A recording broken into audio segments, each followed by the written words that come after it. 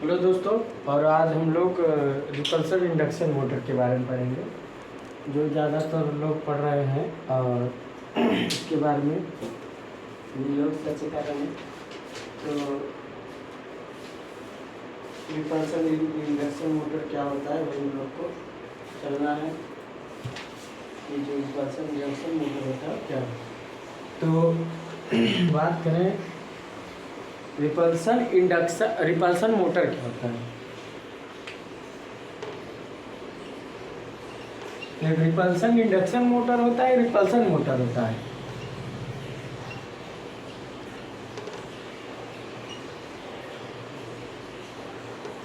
तो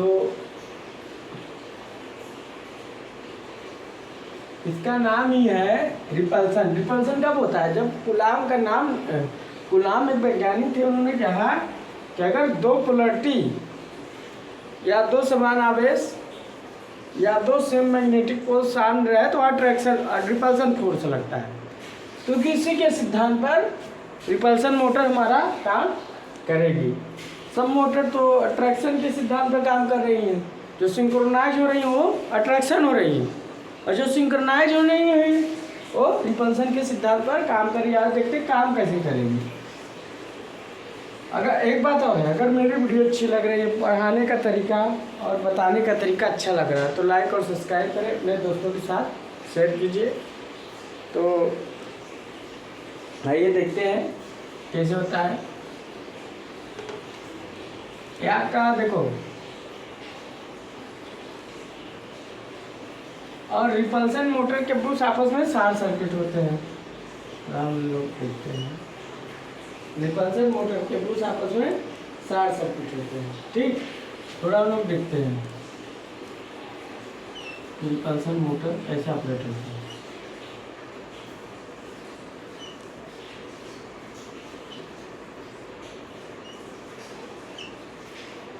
यहाँ है ब्रश है, थोड़ा सा आगे निकालने में ब्रश को बुना लेते हैं। तो क्या है ब्रश अंदर यहाँ साथ यहाँ ये कम्यूटेटर है। क्या है भाई? ब्रश कम्यूटेटर पे स्थिर होता है।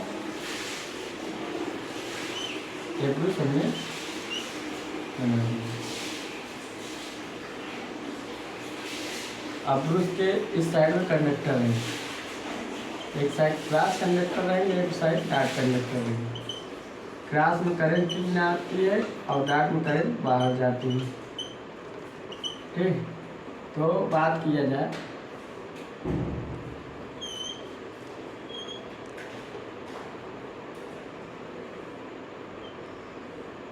देखो, ब्रश है और ब्रश शॉर्ट सर्किट कर गए। अब यहाँ क्या है, यहाँ पोलरिटी बना देते हैं।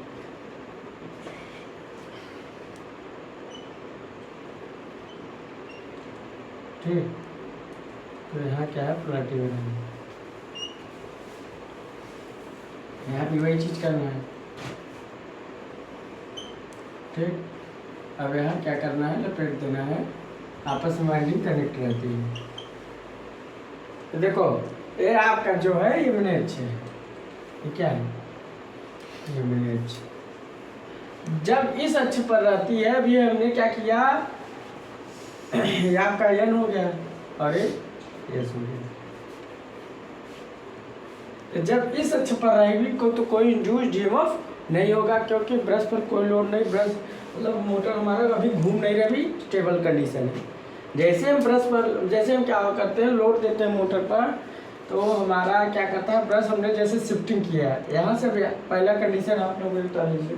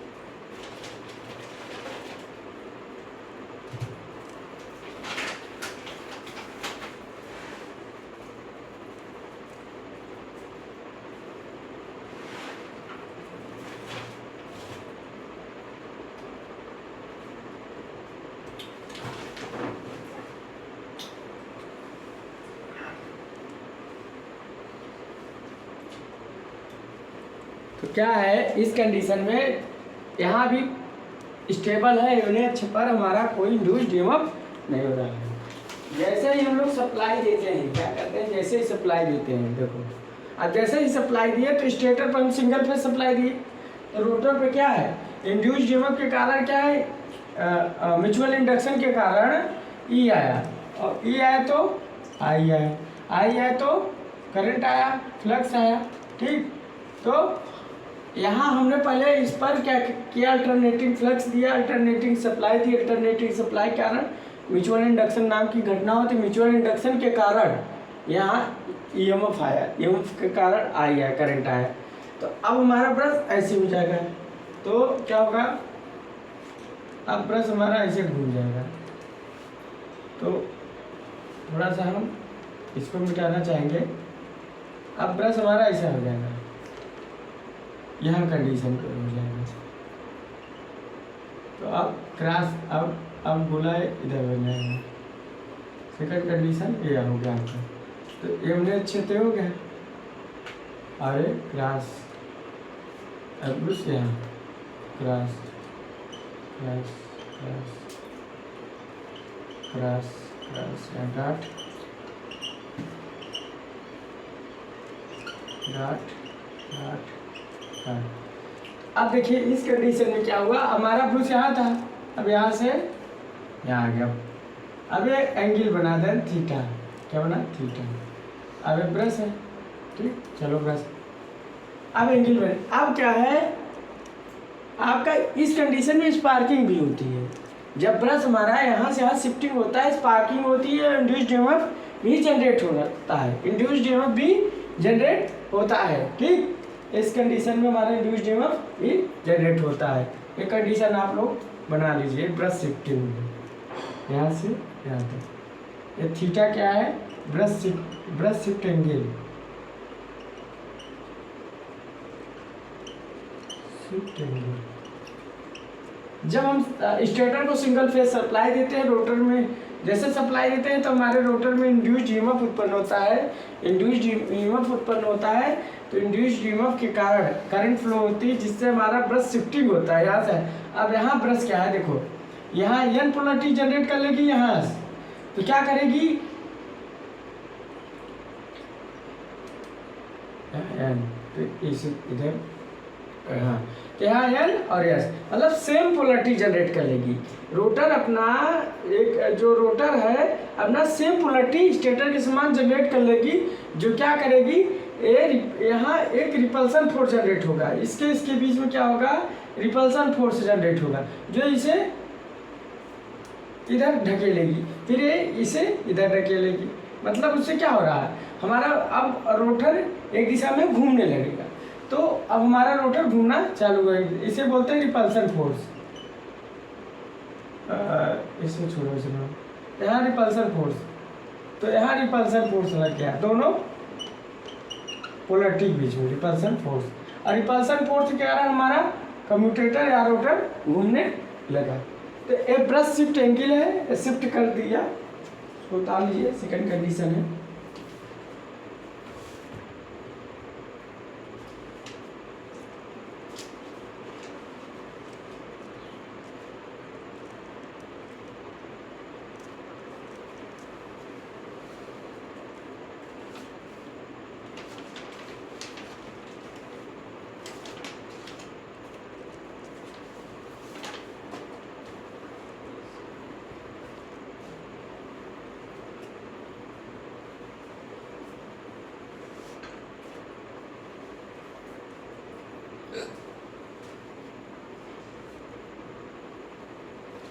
तो क्या हुआ, जब हमने स्टेटर को फ्लक्स दिया, मतलब सप्लाई दी, तो फ्लक्स आया तो करंट आया, तो उसके कारण हमारा सेकेंडरी में म्यूचुअल इंडक्शन के कारण क्या है, इंड्यूस्ड ईएमएफ है, करंट आया, करंट के कारण हमारा ब्रश शिफ्टिंग हो रहा है, जो ब्रश शिफ्ट हो रहा है, तो यह क्या है, अपना रोटर क्या है, पोलरिटी जनरेट कर लेती है स्टेटर के समान।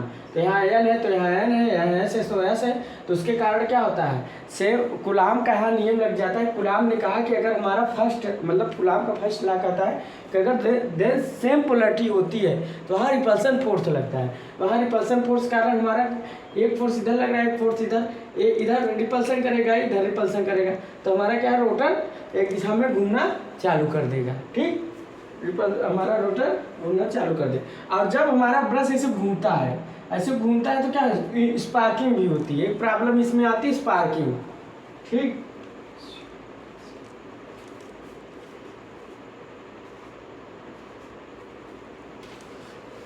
ए आपका हो गया ब्रश शिफ्ट, यहाँ लिख सकते हो ब्रश शिफ्ट। अगर इसका टार्क की एक्सप्रेशन लिखना चाहो, आई एस का होल स्क्वायर एक्स एम और साइन थीटा कास थीटा, ये टार्क का इसके इक्वेशन है, आप लोग इसको याद रखिएगा। अब देखो, अब हम थोड़ा सा ब्रश शिफ्ट एंगल करेंगे इसी टार्क इक्वेशन से, कि ब्रश शिफ्ट एंगल जो होगा इस टार्क इक्वेशन से क्या होगा।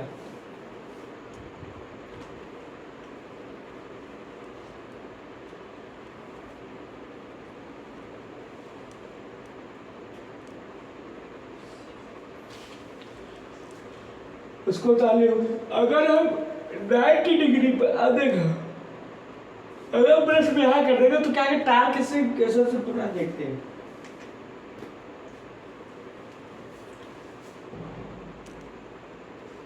यहाँ अगर होगा तो क्या होगा, अगर हम 90 डिग्री पर रख देंगे तो अगर हम पैरेलल 90 डिग्री पर रख देंगे तो क्या होगा, कोई इंड्यूस जनरेट होगा, इंड्यूस एमएफ जनरेट होगा।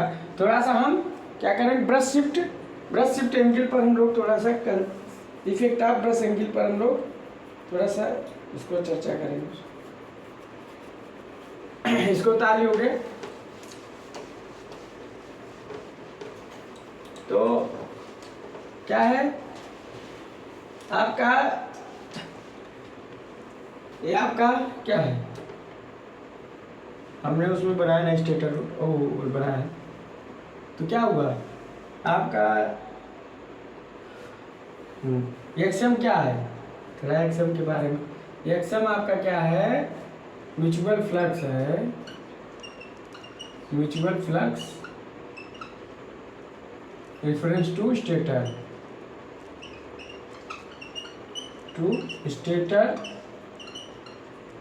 और mutual flux reference to stator,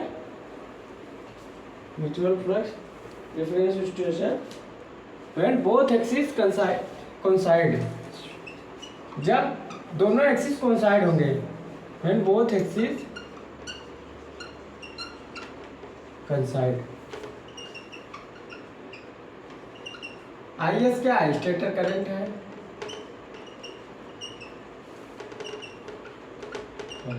ठीक, तो हमने लिखा दिया था लीजिए इसको।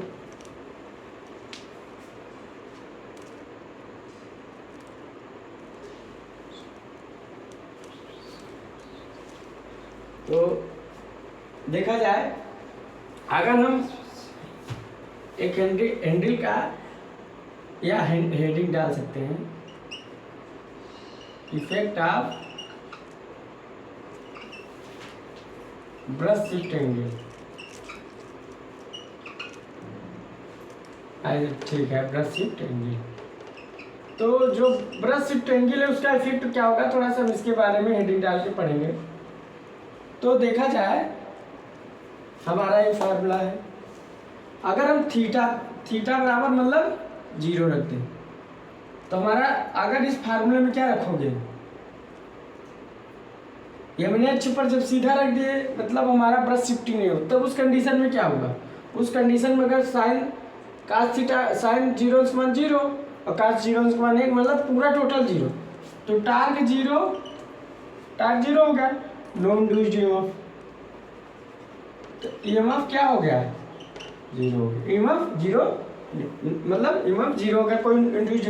जब थीटा = 45 रख देते हैं तब क्या होता है, मैक्सिमम टार्क, देखो कास 45 अंश का मान रखो तो कुछ आएगा 1/√2, तो यहाँ टार्क, मैक्सिमम टार्क, यहाँ इंड्यूस्ड ईएमएफ जनरेटेड, ठीक।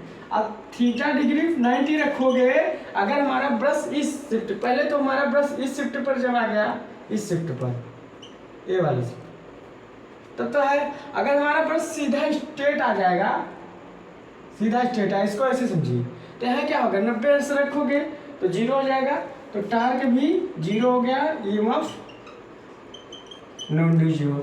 तो 3 कंडीशन हो गई।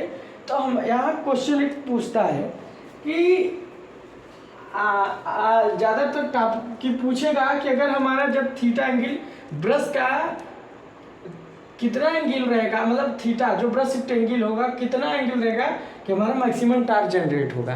Then 45 degree repulsion induction motor में कि अगर पूछेगा कि अगर हम 90 डिग्री पर रख दे तो ब्रश टार्क क्या होगा, 0 होगा। अगर हमारा थीटा एंगल 0 रख देगा तो भी टार्क 0 का इंड्यूस्ड ईएमएफ नहीं जनरेट होगा। इंड्यूस्ड ईएमएफ सिर्फ एक कंडीशन जनरेट होगा और फिर 45 डिग्री में। तो हमारा पूछता है कि जो रिपल्सन इंडक्शन मोटर होता है वो हमारा रिपल्सन इंडक्शन मोटर जो होता है मैक्सिमम टार्क कब जनरेट होता है, देन 45 डिग्री पर। ज़्यादातर क्वेश्चन पूछा गया 45 डिग्री पर। तो आप लोग इसको उतार लीजिए, टार्क के क्वेश्चन को उतार लीजिए।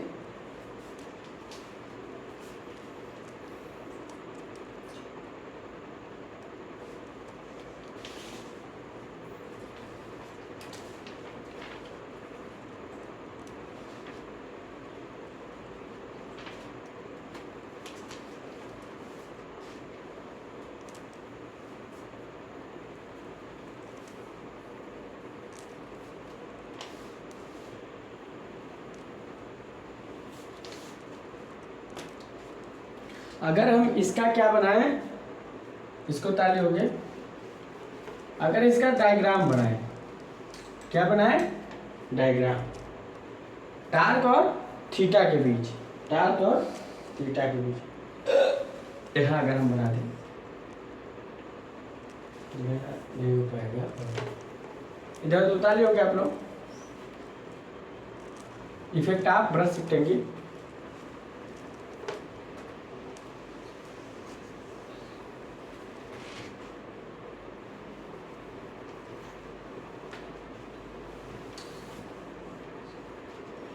इसको ताली हो गया आप लोग। अब आगे चलते थोड़ा सा, इसका अगर हम ग्राफ बनाएं, टार्क और किसका, brush shift angle theta, theta क्या बोलते हो, ब्रश शिफ्ट एंगल।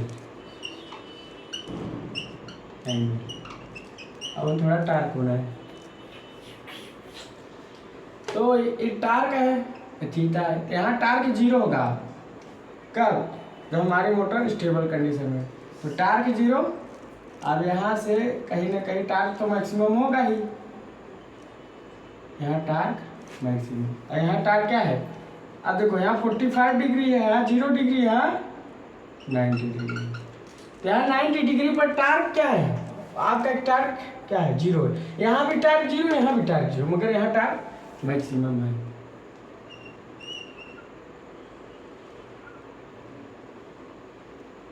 ठीक, यहाँ टार्क क्या है, मैक्सिमम, इसको बना लीजिए।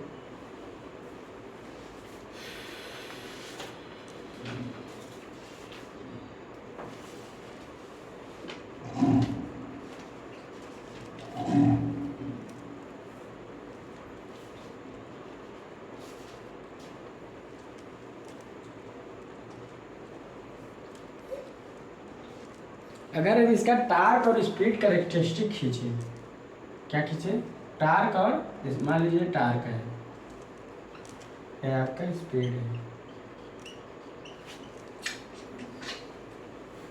टार्क का स्पीड कैरेक्टरिस्टिक खींचे हैं,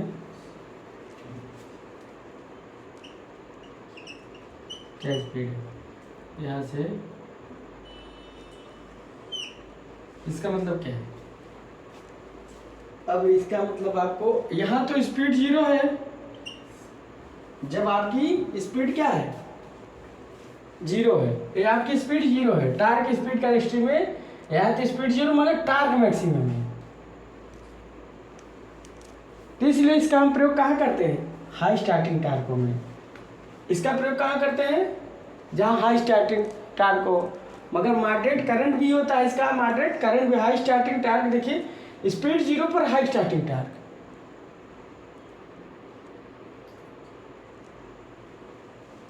तो इसलिए इसका उपयोग कहाँ करते हैं, जहाँ हाई स्टार्टिंग टार्क जरूरत होती है और मॉडरेट करंट होती है। और इसका एडवांटेज भी है, इसका उपयोग हम हाई स्टार्टिंग एडवांटेज करके अगर लिखना चाहते हो, इसका एडवांटेज अगर लिखना चाहते हो एडवांटेज, तो हाई स्टार्टिंग टार्क में इसका एडवांटेज क्या है? High starting torque. दूसरा moderate current, moderate current, moderate current.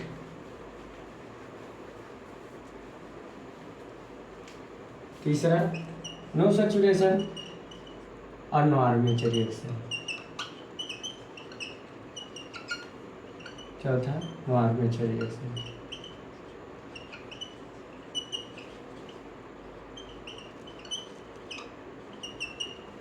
बता लीजिए आप लोग। इसका एक डिसएडवांटेज यही है कि इसमें ब्रूस स्पार्किंग होती है।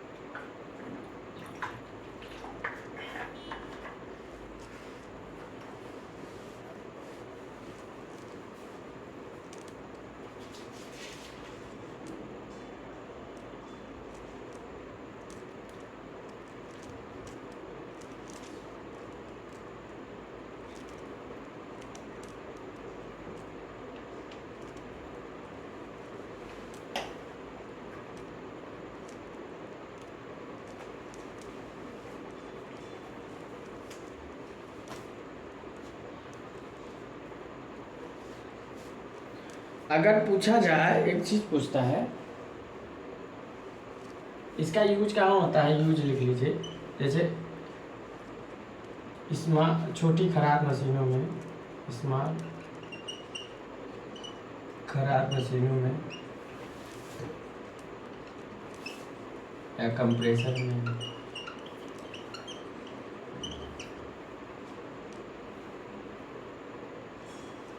बता लीजिए। खराब मशीनों में, कंप्रेसर में अगर एक चीज पूछा जाए, आप लोगों ने उतार लिया होगा, अगर एक चीज पूछा जाए तो इसकी दिशा रिवर्स कैसे होगी, कभी कभी पूछ रहे हो इसकी दिशा रिवर्स कैसे। देखो मान लीजिए आपका कम्यूटेटर यहाँ ब्रश है, अब यहाँ आपका एक पोलरिटी इधर है, ठीक ठीक, तो यहाँ क्या है, अब इसकी दिशा में मान लीजिए एन है, ऐसे यहाँ है तो एन हो गया, ए ऐसे, यही ब्रश शिफ्ट कर दीजिए, ब्रश इधर कर दीजिए तो इधर हो जाएगा, तो क्या हो जाएगा, यहाँ एन हो जाएगा, यहाँ यस हो जाएगा। अब क्या होगा, ए इधर लगेगा, अपोजिट हो जाएगी, ब्रश की दिशा को अपोजिट कर दे, ब्रश की स्थिति को चेंज कर दो, मतलब जो ये चीज ब्रश है इधर कर दो, यह हो जाएगा, ऐसा हो जाएगा, तो ब्रश अपोजिट, मतलब मोटर हमारा अपोजिट दिशा। आप देखो फोर्स इधर लगेगा, इसका रिपल्सन फोर्स इधर लगेगा, इसका फोर्स इधर लगेगा, इधर लगेगा, जो इधर घूम रहा था, जो इधर घूम रहा था अब इधर हो जाएगा। देखो अब इधर घूम रहा है, मतलब हमारा किस दिशा में घूम रहा है, इधर, मतलब घड़ी के अपोजिट दिशा में। अब यही ब्रश इधर कर दो, कितने कोरी तो लेकिन होता है ना, यही ब्रश इधर कर दो, हां यही ब्रश आप लोग इधर कर दो, थोड़ा देखिए, सिस्टम देखिए तुमको सेव उठा के, सेव उठा को ये है ए यस है। तो अब क्या करो, इस ब्रश को इधर, अब देखो यही ब्रश हमने चेंज कर दिया है, ये मान लो 1 है, 2 है, अब ये 1 वाला ब्रश इधर चला है, 2 वाला इधर चला गया, 2 वाला इधर चला गया, तो ये इधर आ गया, यस इधर आ गया। अब देखो फोर्स इधर लगा, ये फोर्स इधर लगा, तब क्या हो रहा है, क्लॉकवाइज दिशा में घूम रहा है, किधर घूम रहा है, क्लॉकवाइज, ये एंटी क्लॉकवाइज, एंटी क्लॉकवाइज, हां है 26 के थे, क्लॉकवाइज 26 से शुरू कर दे तो, और ये क्लॉकवाइज, जेटा की बात थी क्लॉकवाइज। तो कभी कभी एग्जामों में पूछ लेता है कि अगर हम रिपल्सन मोटर के डायरेक्शन को चेंज करना चाहे तो कैसे कह दो, ब्रश की स्थिति को चेंज कर सकते हैं, ब्रश की कंडीशन को। जैसे 1 था 2 और 2 1 चेंज कर दी तो आपस में देखो क्लॉकवाइज घूम रहा है, एंटी क्लॉकवाइज में घूम रहा है। तो पूछ सकता है रिपल्सन मोटर का अगर हम डायरेक्शन को चेंज करना चाहे तो डायरेक्शन को चेंज करेंगे तो किस दिशा में, तो डायरेक्शन कैसे होगा, ब्रश की स्थिति को चेंज करके। तो हम लिखेंगे इसको, ताल लीजिए। अगर आप लोग थोड़ा सा बनाना चाहते हो तो बना सकते हैं, समझने के लिए हमने लिख दिया है। और अच्छे से अगर पूरा बनाना चाहते हो ड्रेस का डायग्राम से बना सकते हो, कोई इशू नहीं है। यहाँ डाट बना लीजिए, यहाँ डाट बना लीजिए, डाट बना लीजिए, यहाँ शॉर्ट सर्किट कर दीजिए, यहाँ से ऐसे समझने के लिए आप लोग बना सकते हैं, मतलब कोई इशू नहीं।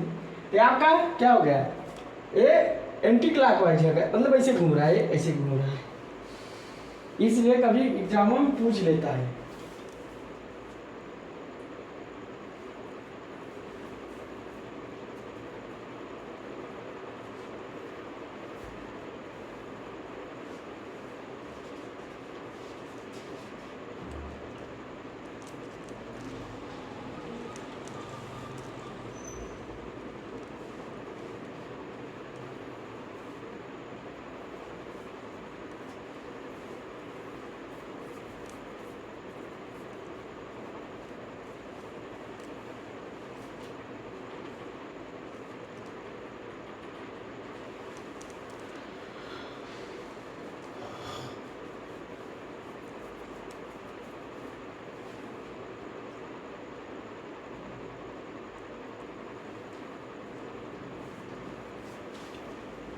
तो इसको बना लियोगे। अब फ्रिज में भी होता है, फ्रिज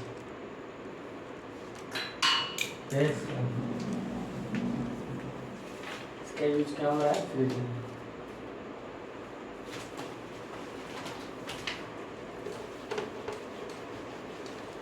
तो आज जाने कि इसका डिसएडवांटेज क्या है, स्पार्किंग। तो आज हम लोग क्या जाने कि जो हमारा रिपल्सन मोटर है वो कैसे डायरेक्शन उसकी दिशा विपरीत कर सकते हैं। तो अगर देखो रिपल्सन मोटर एक बनाना चाहते हैं, एक और आता है, कैसे बना दीजिएगा, कभी कभी आ जाता है तो आप मत सोचिएगा कि हमको नहीं पता था। देखो ऐसे भी आता है, ठीक।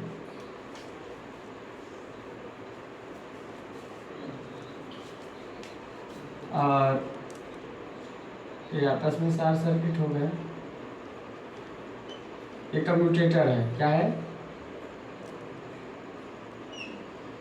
कम्यूटेटर है, वो तो हम समझाने के, वो तो हम अब क्या है, शॉर्ट सर्किट।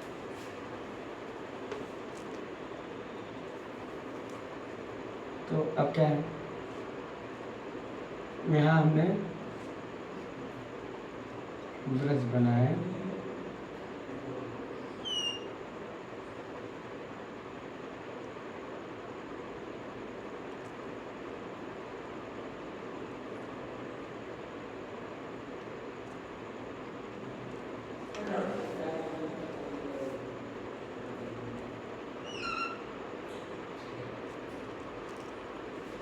ठीक, ये हम ब्रश बनाए।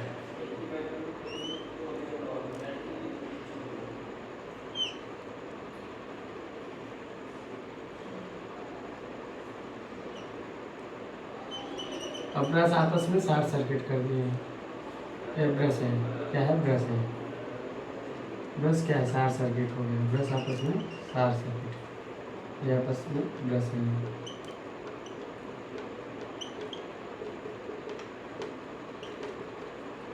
ठीक, ये ब्रश है, ब्रश के आपस में शॉर्ट सर्किट। अब इसके बाद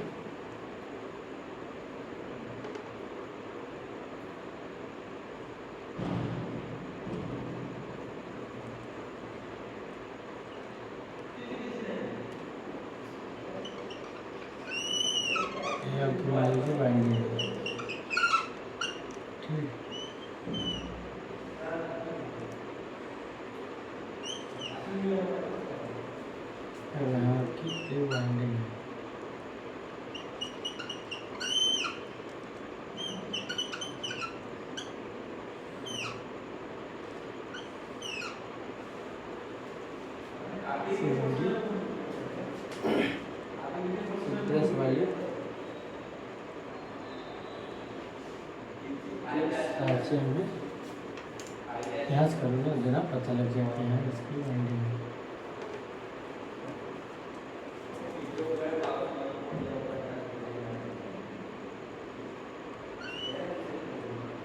इसको दिखाऊंगा।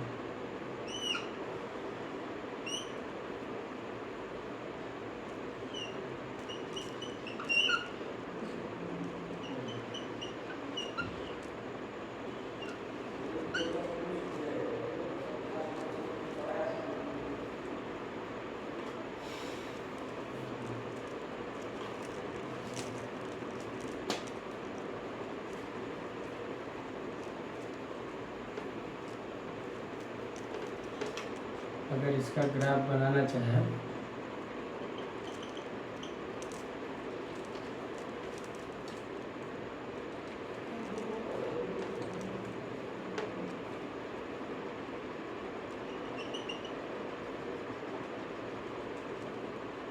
ये रिपल्सन मोटर हो गई पूरी ये यहाँ क्या है वॉल्यूम कर सकते हैं।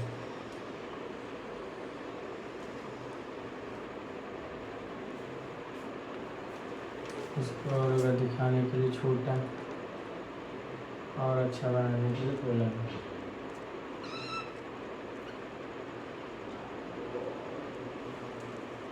अब यहाँ क्या है ये आपका क्या है कम्यूटेटर है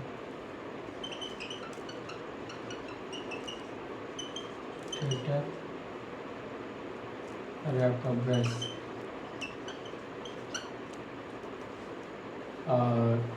और ब्रश में आपका शॉर्ट सर्किट डाल देंगे short circuit brush short circuit brush ये आपकी मेन वाइंडिंग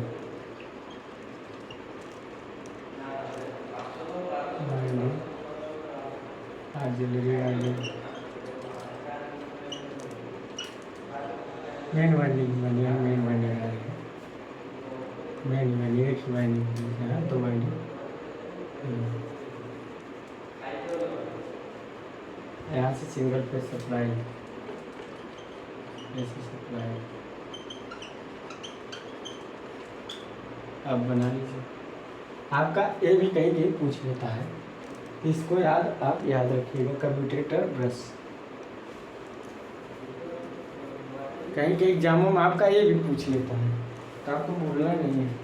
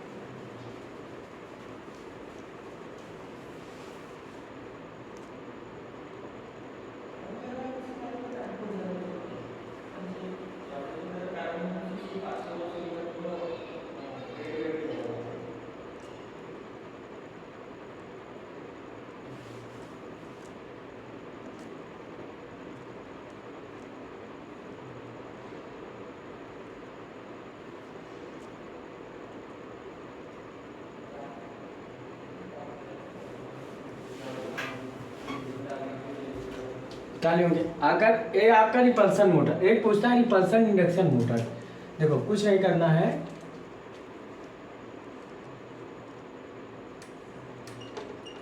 पूछता है रिपल्सन इंडक्शन मोटर, तो इसमें कुछ नहीं करना है।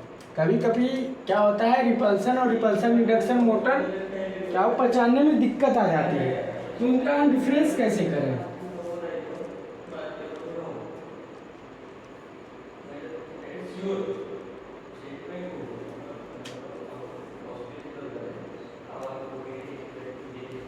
रिपल्सन रिपल्सन इंडक्शन मोटर, देखो इसमें एक चीज क्या होती है, एक एक्स्ट्रा चीज होती है स्क्वायरल केज वाइंडिंग, जो यहाँ के अंदर में लगी होती है। ये आपकी स्क्वायरल केज वाइंडिंग है, और सेम चीज वही रहेगा।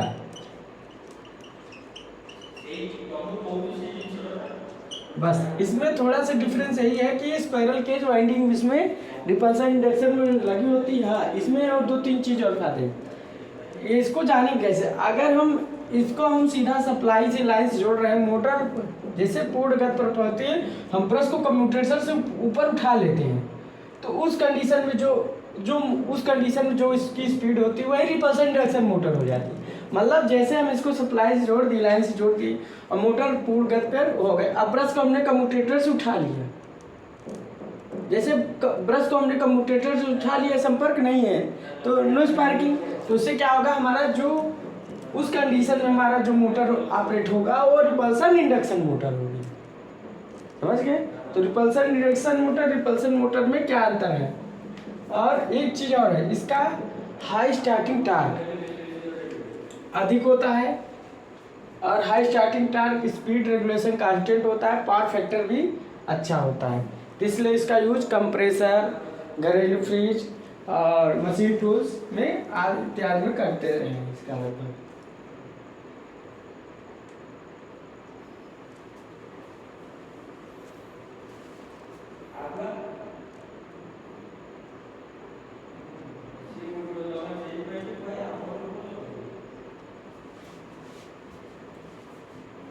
डाल लीजिए, सेम वही चीज है, बस इसमें स्क्वायरल केज बना देंगे तो रिपल्सन इंडक्शन मोटर हो जाएगा।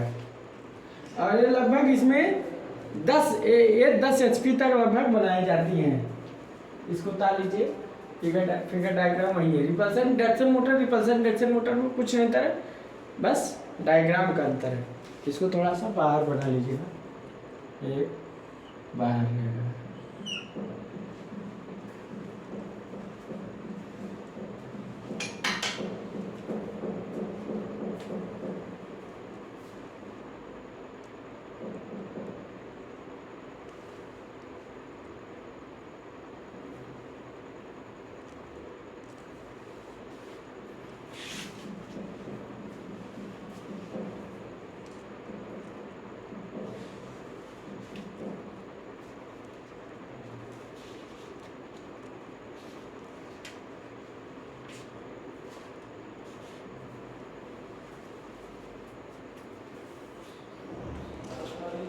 इसका आप लोग बना लिए होंगे, सेम चीज़ वही है, बना लीजिएगा।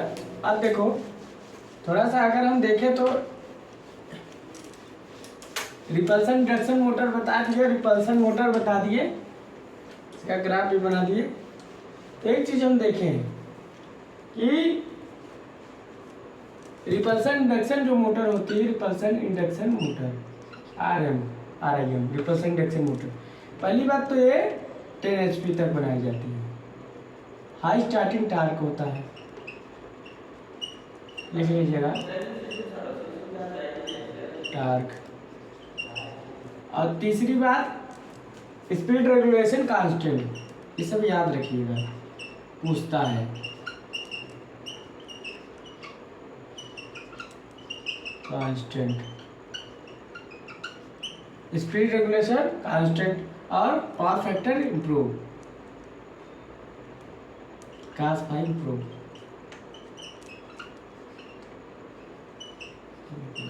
इतना चीज है। तो इसका यूज कहाँ करते हैं, जैसे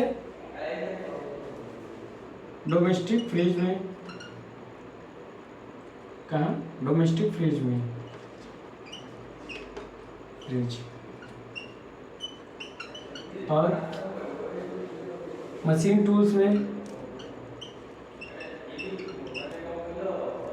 और डोमेस्टिक फ्रिज में, मशीन टूल्स में, और कंप्रेसर में, और कहाँ यूज करते हैं? कंप्रेसर में। और इसका यूज कहाँ करते हो?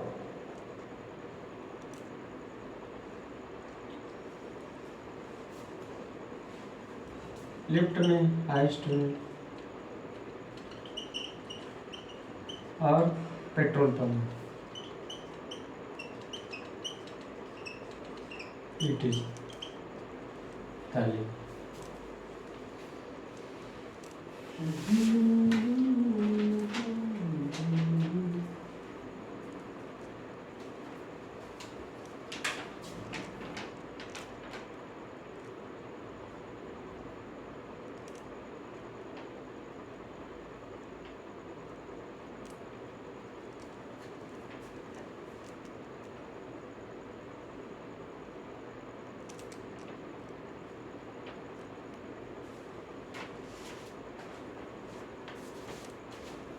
चाहे रिपल्सन इंडक्शन मोटर का हो, चाहे रिपल्सन स्टार्ट इंडक्शन मोटर। इसे रिपल्सन स्टार्ट इंडक्शन है, रिपल्सन इंडक्शन मोटर आपका ये होता है।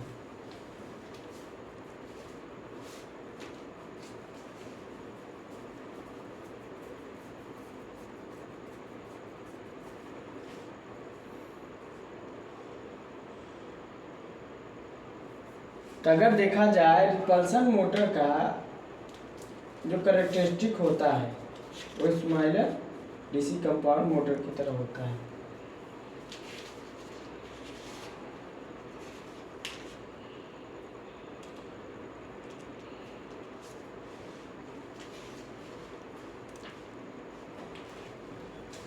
और इसका जो कैरेक्टरिस्टिक होगा, एक नोट पॉइंट करके लिख लीजिएगा।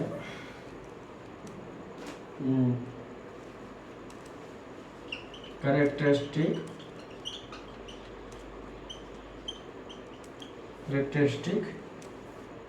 रिपल्सन इंडक्शन मोटर,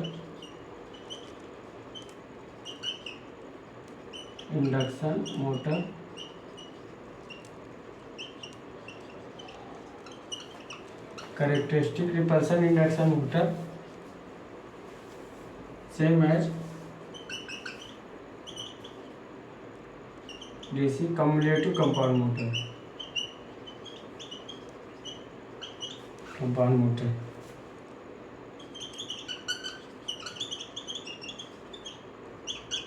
तो कहीं पूछता है, इसको लिख लीजिए। पूछ लेगा रिपल्सन इंडक्शन मोटर का जो कैरेक्टरिस्टिक है वो किस मोटर के समान होता है, तो आपको याद रखना है same as DC cumulative compound motor के समान होता है।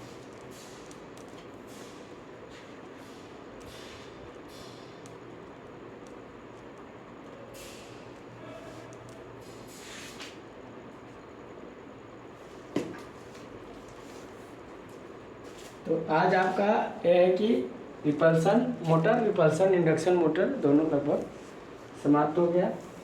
अब कल यूनिवर्सल मोटर चलेगा, उसके बाद न्यूमेरिकल चलेगा। तो न्यूमेरिकल अच्छे अच्छे चलेंगे इसके आपके, तो आपको याद रखना है, ठीक भूलना नहीं, आपको दिमाग में बैठाना है। तो अगर मेरी वीडियो अच्छी लगे तो लाइक और सब्सक्राइब करें, अपने दोस्तों के साथ शेयर कीजिए। So thanks.